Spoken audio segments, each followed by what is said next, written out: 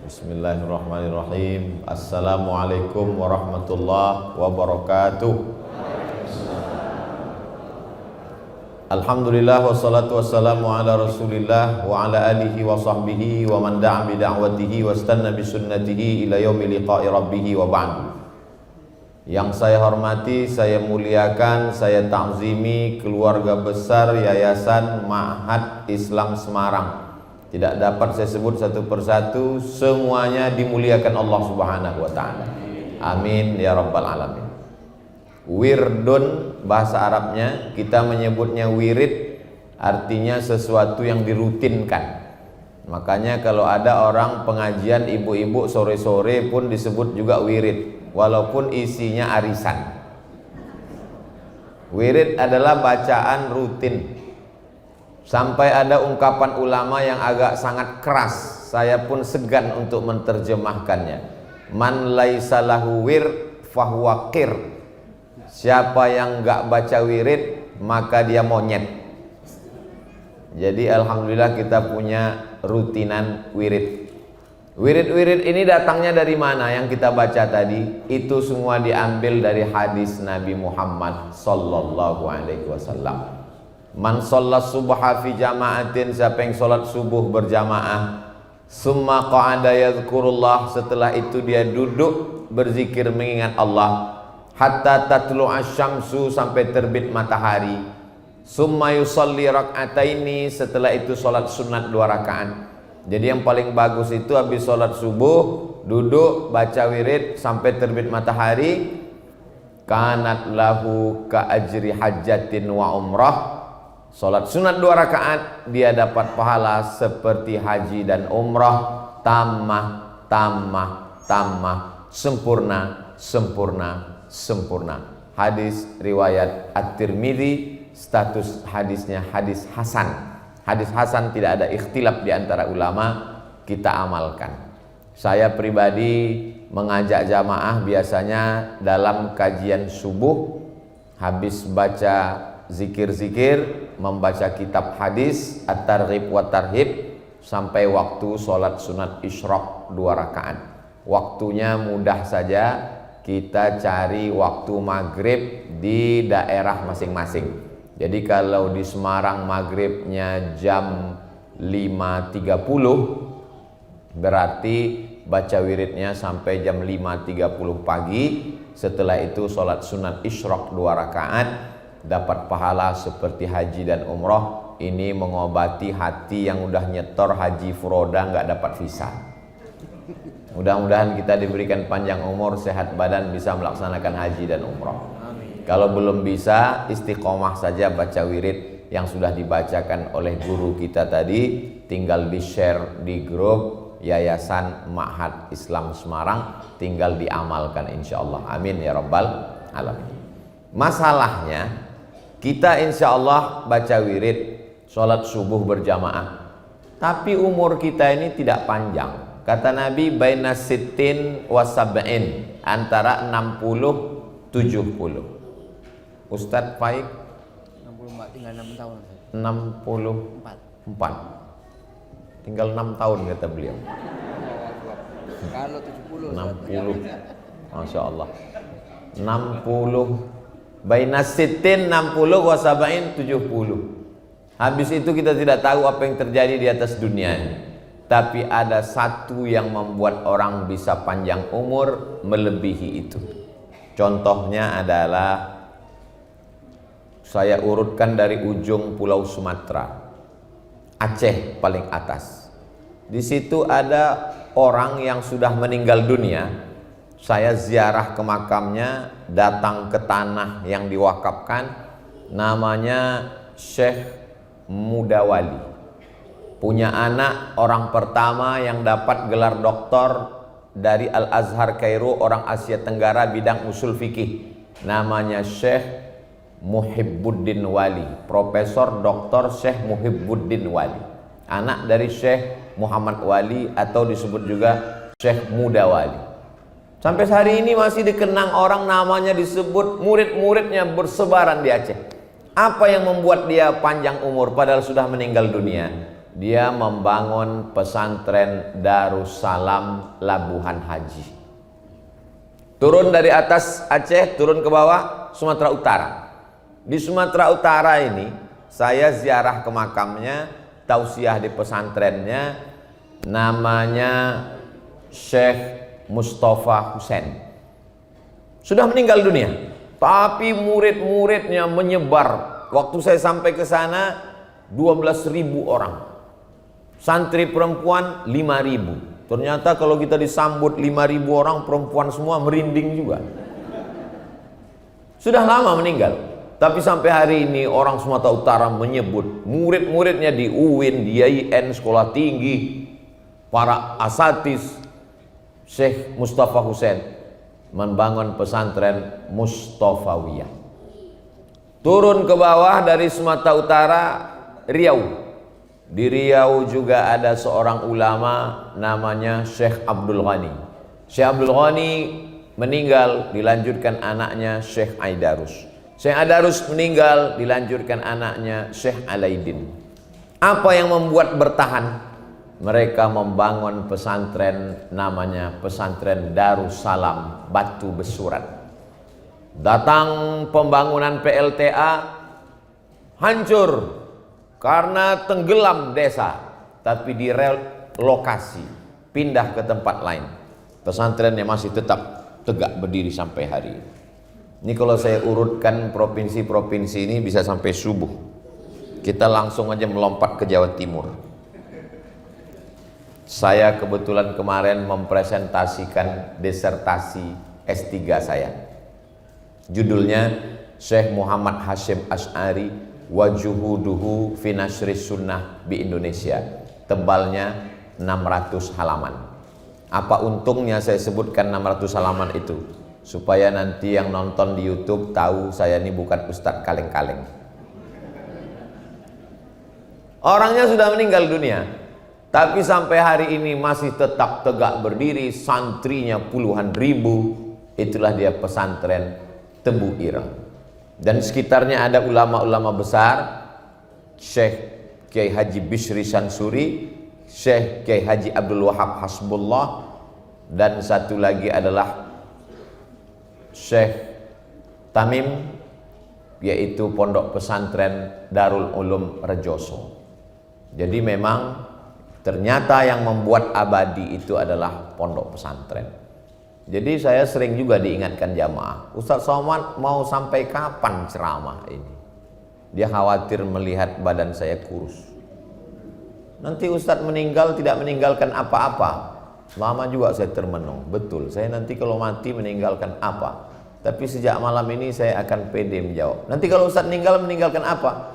Saya meninggalkan Ma'had Islam Semarang.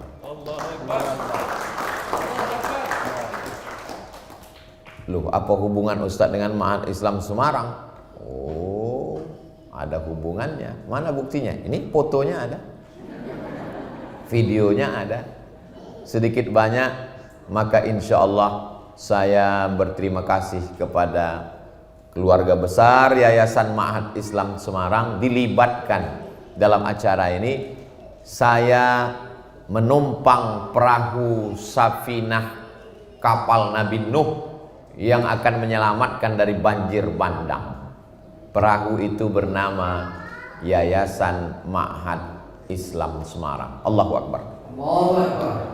Jadi kita ini akan mati menghadap Allah Subhanahu wa taala, diawali dengan jantung koroner, diabetes meletus, asam urat, asam lambung, dan asam-asam lainnya.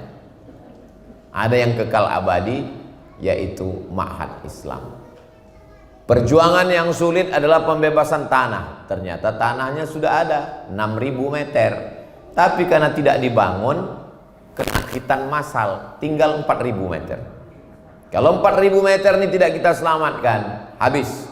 Maka 4.000 meter yang tersisa inilah. Jadi tadi saya tanya berapa meter tanahnya, tinggal 4.000 Ustaz. Di pusat kota atau di pinggir, di tengah kota, berarti nggak bisa ke samping, dia mesti ke atas. Sesuai dengan yang kita tonton di TV. Yang namanya pembangunan itu ke atas, bukan ke samping. Bangunannya mesti naik ke atas.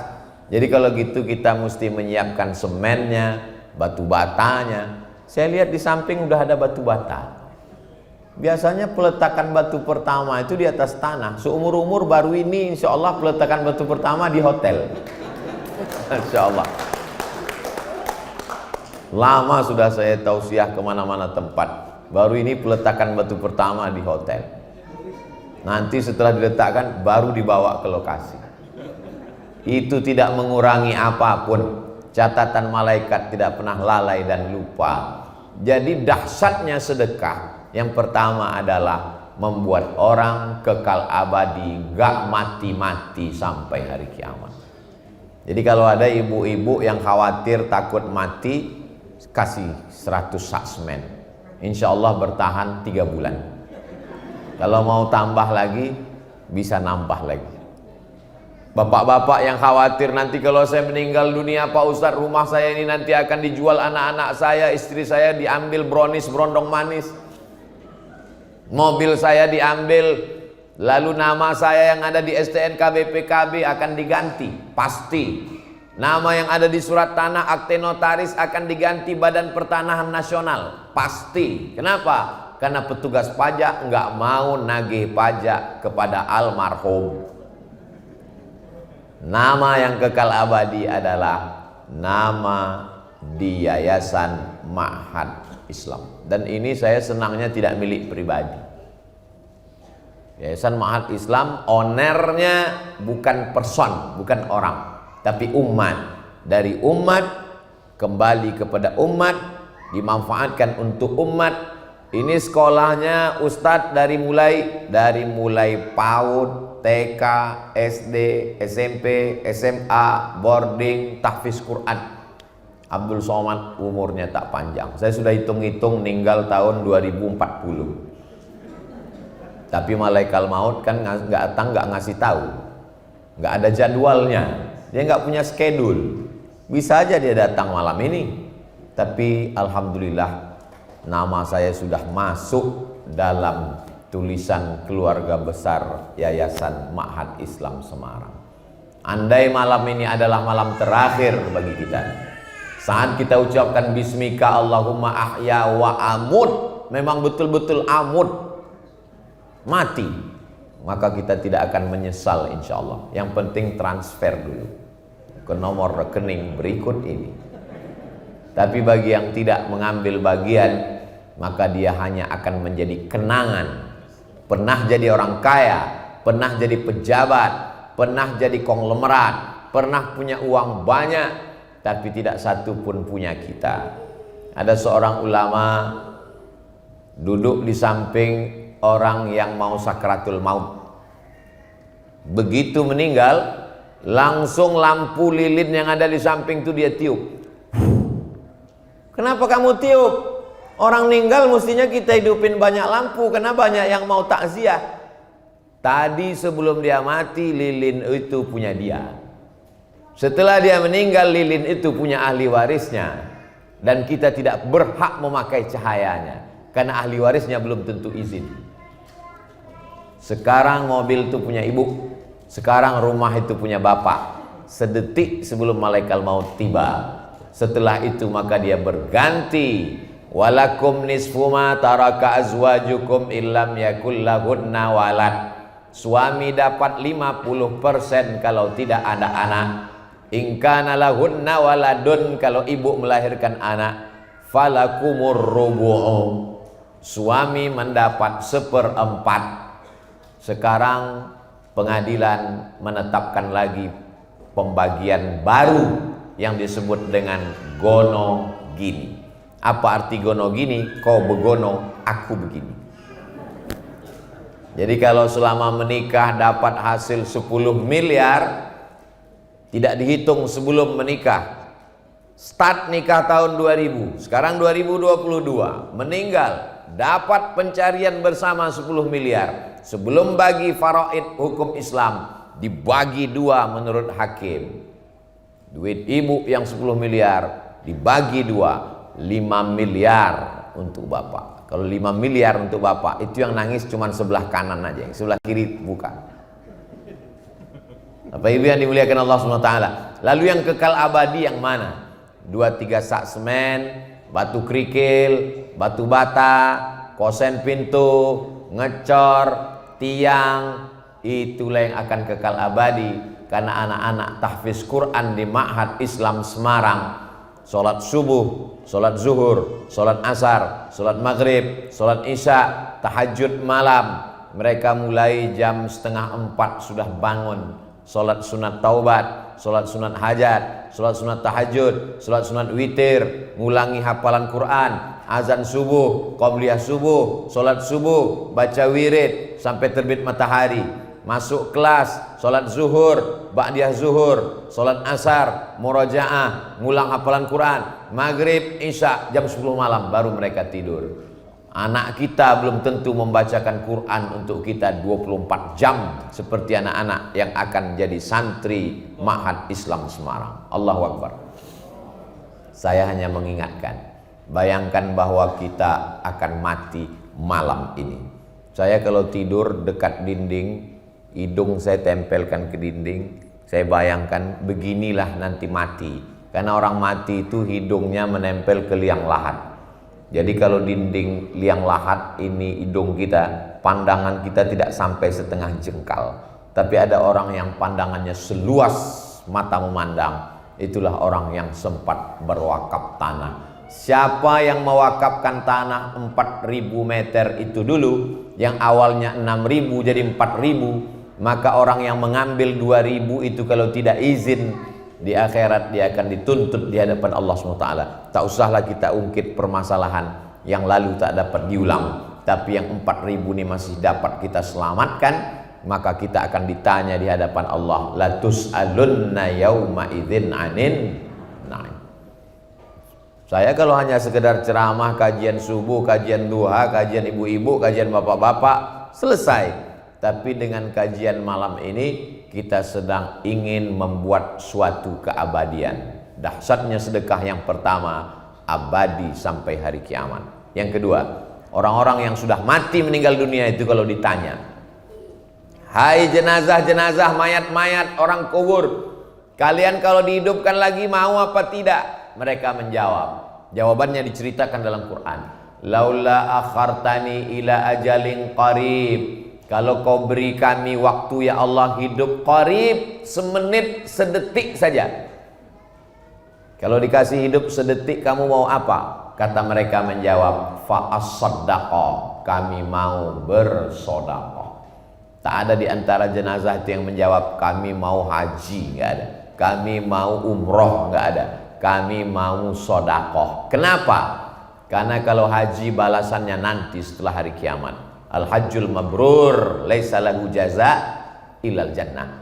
Tapi sedekah balasannya langsung cash sebelum hari kiamat, diterima di alam kubur. Itulah mengapa orang-orang yang dikubur itu ketika ditawarin hidup lagi, mereka ingin kalau kami hidup sedetik saja kami mau bersedekah. Tapi apa mau dikata, ruh tidak akan mungkin masuk lagi ke jasad untuk bangkit ke atas dunia mengambil uang tabungan, karena sudah mati menghadap Allah. Kullu nafsin dha'iqatul maut. Orang yang mati itu sekali saja merasakan mati. Sekali lagi dia tidak lagi merasakan mati, karena dia mempertanggungjawabkan semua yang sudah dia terima di hadapan Allah Subhanahu wa ta'ala. Yang ketiga, kullu mri'in tahta zilli shadaqatihi. Ketika nanti kita dibangkitkan di padang mahsyar, tidak ada payung, tidak ada atap, tidak ada tenda, semuanya hancur lebur. Tapi ada orang yang tenang, adem ayem, tidak berkeringat. Siapa dia? Kullu mri'in tahta zilli shadaqatihi. Mereka bernaung di bawah sedekahnya. Jadi bisa kita bayangkan yang berwakaf 4.000 meter yang asalnya 6.000 itu, kalau sekarang di pusat kota Semarang harga tanah kita patok saja 5 juta, kali 5.000 meter kali 4.000, 5 kali 4, berarti nanti naungan dia itu di akhirat seperti tebalnya flyover. Tenang, dia teduh di bawah sedekahnya. Jadi kalau ada yang orang nyumbang 100 juta, itu juga masih semen yang tebal. Kalau 100.000 Pak Ustadz, itu tenda biru. Bapak Ibu yang dimuliakan Allah Subhanahu wa Ta'ala. Jadi banyak orang bersedekah karena kasihan. Kamu bersedekah ke pesantren kenapa? Kasihan mereka nggak belajar. Kamu sedekah kenapa? Kasihan anak-anak nggak sekolah. Jadi pandangannya itu ke bawah. Dalam Islam bukan begitu. Kita bersedekah itu bukan kasihan sama orang. Kalau kita kasihan sama orang berarti rusak tauhid kita. Seolah-olah kita yang ngasih dia. Kita bersedekah itu persiapan untuk kita. Jadi nunjuknya ke sini, bukan ke sana. Saya sedekah sama kamu karena kasihan nanti kamu nggak sekolah. Saya sedekah kamu karena kasihan nanti kamu nggak makan. Berarti kita sama dengan Fir'aun. Rezeki orang ada di tangan kita. Kita bersedekah karena kasihan diri kita, karena nggak punya naungan di padang mahsyar. Begitu mestinya pandangan, bukan ke bawah tapi ke diri kita, karena kita mati tidak bawa apa-apa. Tukang bangunan pun mati nggak bawa semen. Tukang tenda, penyewaan tenda pun mati nggak bawa tenda. Lama hidup banyak dirasa, jauh berjalan banyak dilihat, macam-macam sudah saya tengok. Sudah melihat orang meninggal di Maroko, di Mesir, di Sudan, di Indonesia, di Riau, di Sumatera, di Jawa. Belum pernah saya lihat ada orang mati membawa harta kalau dia Islam. Semuanya tinggal, hanya sampai pelataran parkir, yang dibawa hanyalah kain putih digulung seperti dodol Garut. Habis itu dibuka ikatan-ikatan, siap menghadap Allah Subhanahu wa Ta'ala. Yang kekal abadi yang mana? Ma'akalta, yang kau makan, fa'afnaita, busuk. Wa malabista, yang kau belikan pakaian, fa'ablaita, lapuk. Wa matasaddaqta, yang kau sedekahkan, fa'abdaita, itulah yang akan kekal kau bawa mati menghadap Allah Subhanahu wa Ta'ala. Yang keempat, dawu mardakum bis sadaqah, obati orang yang sakit di antara kamu dengan sedekah. Jadi kalau selama ini ke dokter spesialis udah, saya semua udah saya coba Pak Ustadz, ke dokter udah, ke medis udah, ke dukun pun udah Pak Ustadz. Mana boleh ke dukun? Man atakahinan, siapa yang datang ke dukun, fasaddaqahu bima yaqul, percaya pada ucapan dukun, falam tuqbal lahu salatun arba'ina lailah, tak diterima salatnya 40 hari 40 malam. Yang sudah bertobat alhamdulillah, yang belum bertobat nauzubillah. Tapi ada satu yang belum dicoba, dawu mardakum bis sadaqah, obati orang yang sakit di antara kamu dengan sedekah. Ketika saya sampaikan hadis ini di Masjid Islamic Center di Riau, pas di parkiran datang bapak-bapak. Ustadz Somad tadi menyampaikan hadis itu pernah diamalkan istri saya. Gimana ceritanya? Ke rumah sakit, di scan, mohon maaf, di rahimnya ada sebesar uang logam kista. Kata dokter, ini kistanya mesti dioperasi, dicopot. Nanti kalau dicopot rahimnya ikut sekalian. Berarti kalau rahimnya dicopot nggak bisa hamil lagi. Menangis si ibu. Si bapak tersenyum. Istrinya tahu hadis Nabi, dawu mardakum bis sadaqah. Dia sodakoh. Setelah itu tak lama dia pergi lagi medical check up, dicek, rupanya kista itu mengkerut, mengecil, hilang. Dokternya heran, makan apa? Biasa makan nasi. Minum apa? Minum air putih. Dokternya tak tahu tentang hadis dawu mardakum bis sadaqah. Yang Ustadz sampaikan tadi itu kami sudah mengalaminya Pak Ustadz, sehat walafiat sampai sekarang. Ada satu buku judulnya Gharaib wa Taraib. Saya terjemahkan ke dalam bahasa Indonesia, semua ada saatnya. Ditulis oleh Syekh Abu Mahmud Al-Misri, Abu Amr Al-Misri, Mahmud Al-Misri. Semua ada saatnya. Bercerita tentang orang Saudi Arabia kena penyakit, diponis dokter di Amerika, mati. Dia ingat hadis Nabi, dawu mardakum bis sadaqah, pulang ke Saudi Arabia sedekah. Setelah itu dia terakhir sekali pergi lagi ke Amerika, check up. Ternyata dokter heran, kenapa penyakitmu hilang? Kamu makan apa? Terapi apa? Enggak ada, tapi kami percaya hadis Nabi kami, dawu mardakum bis sadaqah, diberikan Allah kesembuhan. Bagi orang yang tidak bertuhan, apa hubungan korelasi antara sedekah dengan penyakit? Tapi bagi orang beriman mudah. Innama amruhu idza arada syai'an ayyakula lahu kun fayakun. Tak ada yang sulit bagi Allah Subhanahu wa ta'ala. Yang kelima, shadaqatus sirri tadfa'u mitatassu. Sedekah menolak mati su'ul khatimah. Selama ini kita bukan main takut su'ul khatimah. Orang kalau su'ul khatimah, sholatnya nggak bisa nolong, pahala puasanya terbang, zakat infak sedekahnya melayang. Kenapa? Karena tidak diterima Allah Subhanahu wa ta'ala. Wa qadimna ila ma amilu min amalin. Semua amalmu dulu kami datangkan, lalu amalmu itu kami jadikan habaan mansura, seperti debu yang dihembus angin. Tak ada maknanya. Gara-gara su'ul khatimah. Kita setiap hari berdoa, Allahumma khtim lana bi husnil khatimah wala takhtim alaina bi su'il khatimah. Tapi kata Nabi, ada cara menolak mati su'ul khatimah. Dengan apa? Shadaqatus sirri tadfa'u mitatassu. Sedekah menolak mati su'ul khatimah. Ada seorang anak muda pakaian ihram, sujud di belakang makam Ibrahim, ninggal sedang sujud. Tidak ada kematian yang lebih indah daripada ini.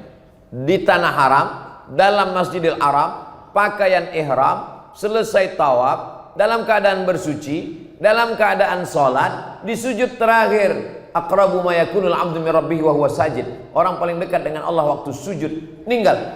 Datang orang ke rumahnya, belum nikah, nanya ke ibunya, anak ibu ini ulama? Enggak. Amalnya apa? Biasa seperti anak muda yang lain, kerja, pulang. Beberapa hari setelah itu datang, mohon maaf, janda membawa beberapa orang anak. Ibu siapa?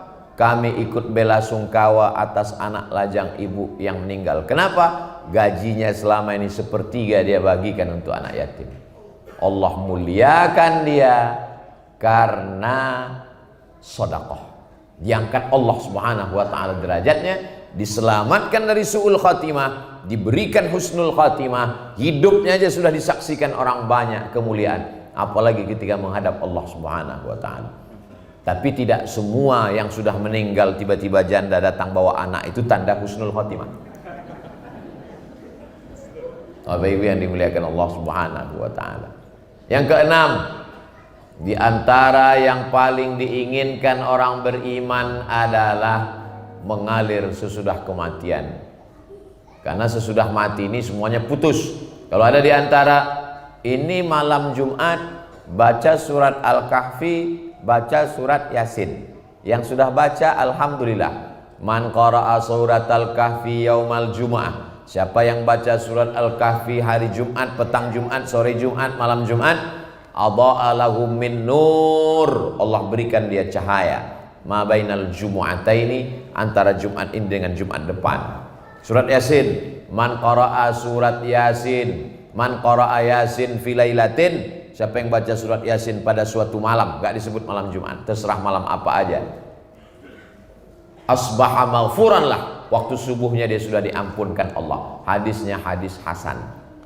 Ustadz menceramahi orang aja, Ustadz udah baca apa belum? Sudah. Tadi habis sholat maghrib baca Al-Kahfi, habis itu baca Yasin, sampaikan hadiah pahalanya ke almarhumah orang tua, almarhum, kepada kaum muslimin muslimat.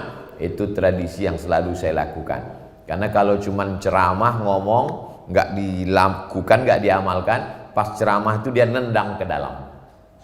Baca surat Al-Kahfi, dia ente aja belum baca. Nah, jadi saya tidak menyuruh tapi mengajak. Tapi baca Al-Kahfi ini kita hanya sekedar baca, habis itu berhenti. Begitu kita meninggal dunia, nggak ada lagi membaca surat Al-Kahfi, nggak ada lagi baca Yasin. Bapak yang rajin sholat tahajud malam, setelah meninggal dunia putus. Tapi ada yang tetap mengalir sampai mati. Apa dia? Shadaqatun jariyah. Kita tidak baca, tapi anak-anak yang ada di pesantren Ma'had Islam Semarang, dibimbing oleh para ustaz asatiz, mereka membaca setiap malam Jumat, kita mendapatkan limpahan, walaupun bukan anak kita, walaupun tidak ada hubungan darah dengan kita. Ustaz Somad, iya, mereka kan bukan anak kita, betul. Kok pahalanya bisa nyampai ke kita? Dalam hadis itu kan dikatakan idza matal insan, sahih Muslim, in qata'a amaluhu illa min salasin, shadaqatin jariyah, au ilmin yuntafa'u bi, au waladin shalihin yad'u lah. Hadis lain ada, man dalla ala khairin falahu mithlu ajri fa'ilihi.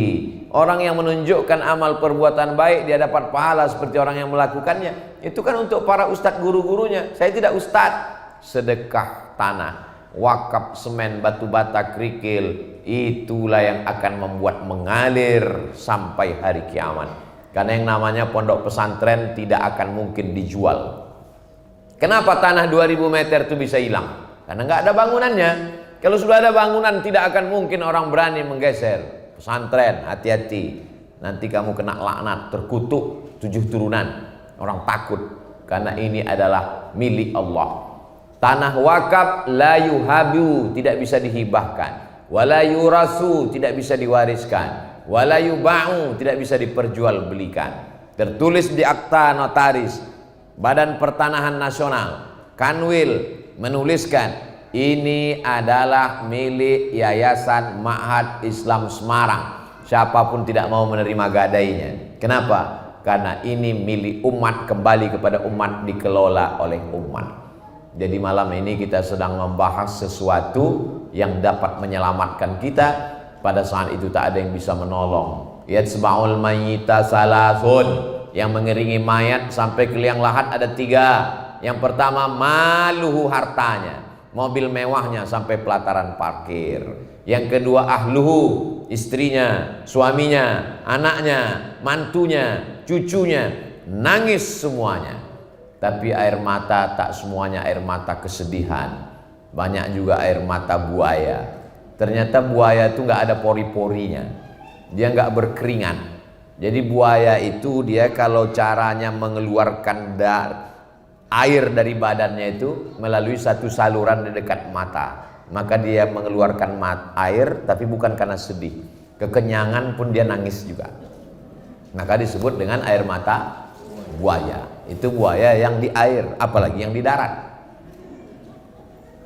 Semua orang akan menangis dengan kepergiannya, sedih. Di hari kedua mereka mulai tersenyum tertawa. Di hari ketiga mereka mulai lupa. Tapi ada yang kekal abadi. Mana dia? Yang kita wakafkan untuk pembangunan Ma'had Islam Semarang. Ini ujung Semarang ini mesti disebut karena banyak Ma'had Islam yang lain. Bukan tidak baik, tapi ini kita khususkan. Saya berharap dalam waktu beberapa bulan ini terwujudlah apa yang dicita-citakan ini, insya Allah. Menerima murid tahun ajaran berikutnya, sehingga program pertama adalah kajian masyarakat sekitar.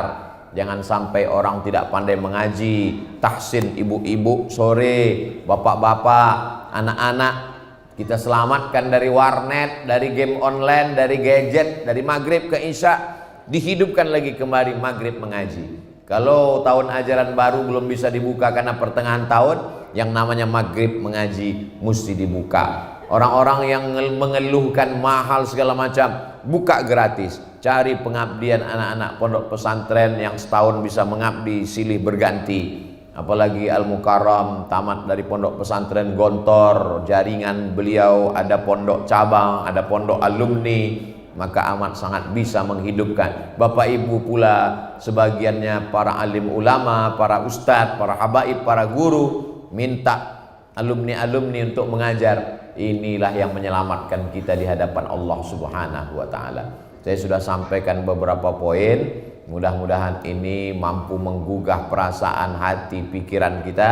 Yang baik-baik datang dari Allah, yang tidak baik dari Al-Fakir Abdul Somad. Saya kembalikan ke Al-Mukarram Ustaz moderator kita. Falyatafaddal masykur.